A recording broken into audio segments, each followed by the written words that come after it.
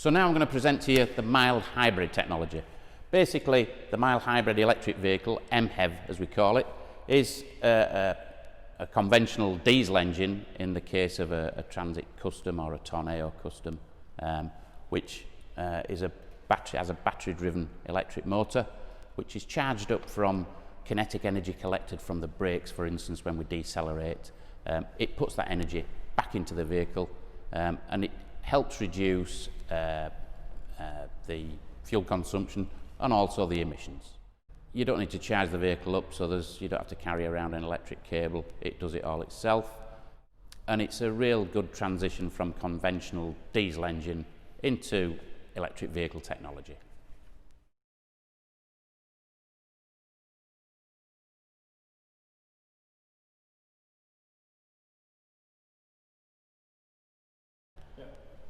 So let's talk to you about the PHEV, plug-in hybrid electric vehicle. We do two models in the Transit Custom. We do the Custom Tornado and the Transit Custom van. They're both short wheelbase variants. The engine is not connected to the wheels in any way. We've just got two electric motors connected to the front wheels. The payload on both vehicles is over a ton, and the batteries don't affect the payload area, so you still get that full volume in the back of the van if it's a van that you're running. The charging is done via your 13 amp plug at home, or if you've got a charging station that are sometimes located in supermarkets, on car parks, it'll fully charge your vehicle in 3.5 hours. If you plug in at home, it'll take around about 6.5 hours. Also, the distance is going to be around about 35 miles on a full electric charge, but it will also run with the petrol engine charging the batteries, so you don't have to worry about distance. It will do somewhere in the region of 250 miles on a full tank of petrol and a full charge. The ultra low emission zones that are around the country, i.e. in London and various cities that's going to come in the future, it's classed as a zero emission vehicle, and so therefore it's free of charge. There's a 20% government grant called the plug-in van grant, so only on vans, not on buses, but you can get up to £8,000 or 20% off the purchase price of the vehicle, and that's for anybody.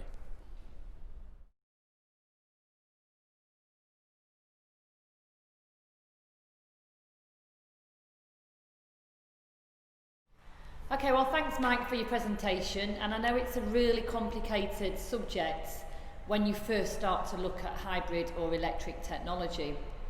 And what we're trying to do at Ringways Motor Group, as you know, is unpack all of this information, all the acronyms, and all the what seems like really complicated language on the surface, and give our customers some really clear and simple advice.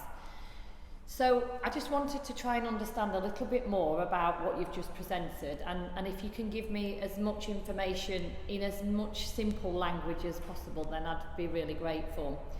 So from what you've just said, what you're basically saying to me is that the plug-in hybrid electric vehicle, otherwise known as PHEV, is the most common powertrain that people are choosing in terms of hybrid technology in the transit centre range. Is that a fair statement? Yeah, it's a fair statement. The plug-in hybrid vehicle is, or can be, zero emissions, and that's what people are looking for. Also, if you have a plug-in hybrid vehicle that will run purely on electric, it will, if you go into an ultra low emission zone, you won't be charged. Okay, so if you're in city centres where there is emission charges, as an example, London, which is the most common known one, then people are buying plug-in hybrid technology because it eliminates that charge, of course. Yeah.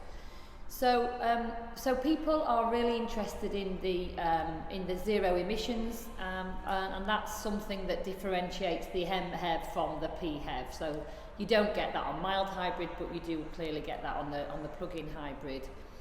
So what about if I've got a business and I carry lots of weight in my transit vehicle? Does it affect my payload? I think what you were saying earlier on is it doesn't affect payload. But what about payload and space as an example? Can you talk to me in a bit more detail about that? Yep, the load volume is exactly the same as a conventional transit custom van, for instance. The batteries are underneath the payload area in the back, so there's no compromise there whatsoever. The weight of the vehicle is very similar to a normal diesel-engined transit custom van, for instance, because there's weight savings in, there's no gearbox in an electric vehicle. It's just got electric motors connected to the front wheels, so that the payload is not affected, and in some cases it's slightly better. Oh, okay. So that's one thing I don't need to worry about, because of course I think that there is a misconception with some people that the payload or the space is affected once you get into hybrid technology, but on the plug-in hybrid that is not the case, definitely not the case. No.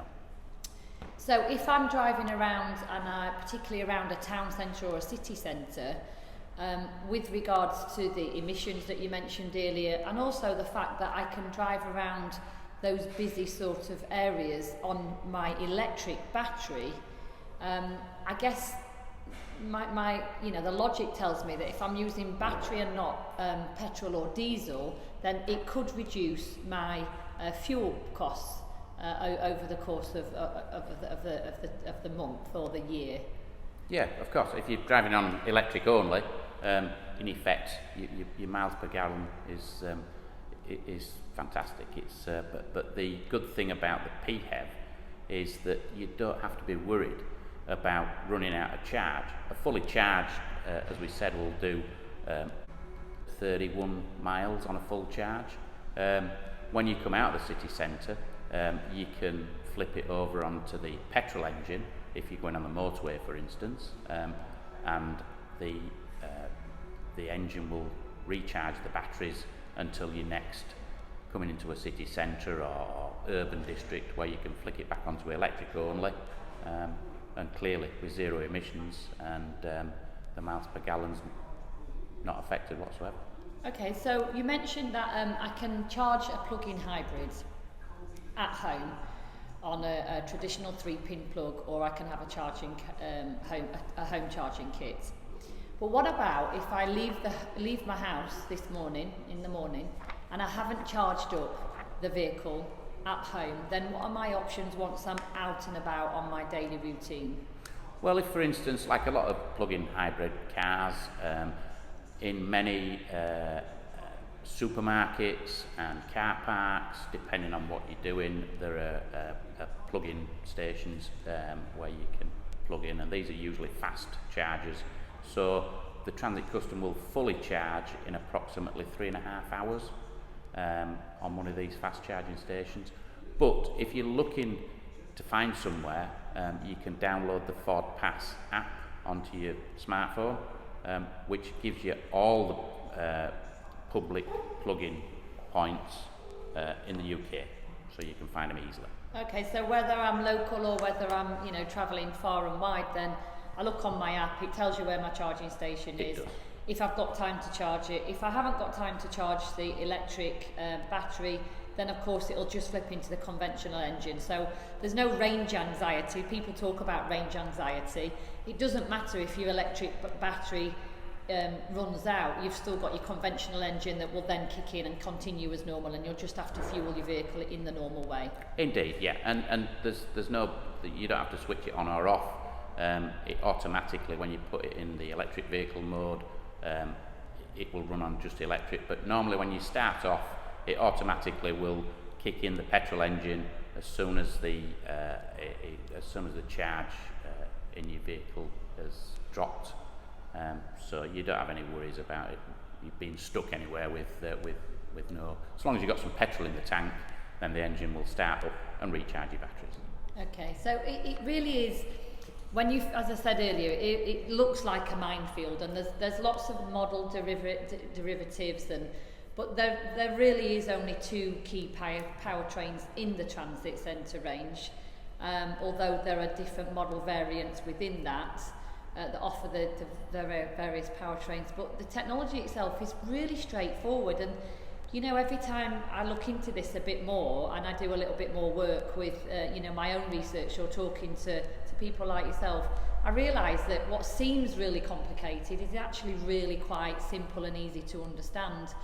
So I think the best advice that I could give anybody, and you know, you might be able to vouch for this, is if you have any questions and if you've got any concerns, even when you've done your own research at home, which a lot of people are doing nowadays, we can see that from, you know, from some research that we've done ourselves, is really to give us a call or to come down and book an appointment. You know, appointments are really important nowadays, particularly with the COVID situation, but come down to the dealership and talk to one of the experts that we've got in the business, either about a commercial vehicle that you need and you want, or a powertrain, whether that's conventional powertrain or in particular the hybrid technology, and we can sit down and talk you through all the detail. It's quite hard to present, isn't it, on an event like this, but I think once you get into the questions and answers, it's much easier to try and answer people in a clear and simple way. So do you agree with that? The best thing to do is just to come down and see us. Ice cream man's here. Yep, it is. We can talk about the government grants that are available. You can get up to 8,000 quid knocked off the price of one of these PHEV vans. Right. And there's no restrictions really. We can go through all that and even take you on a demonstration test drive. We've got a vehicle available which will show you.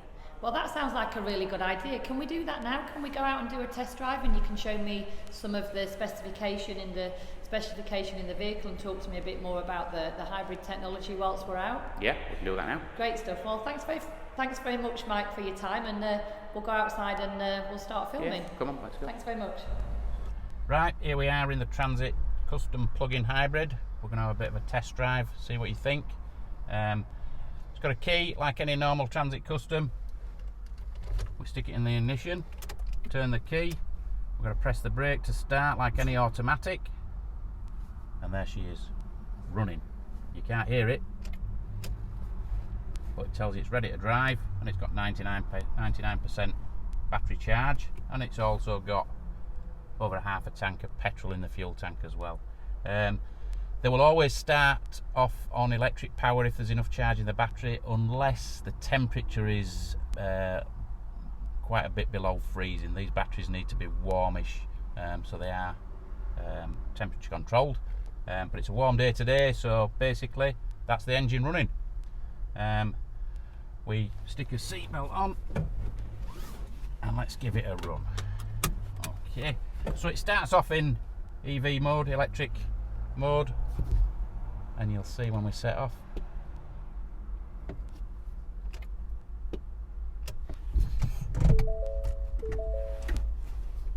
Put it in drive, and away she goes. Very little engine noise, obviously, because it's running on batteries.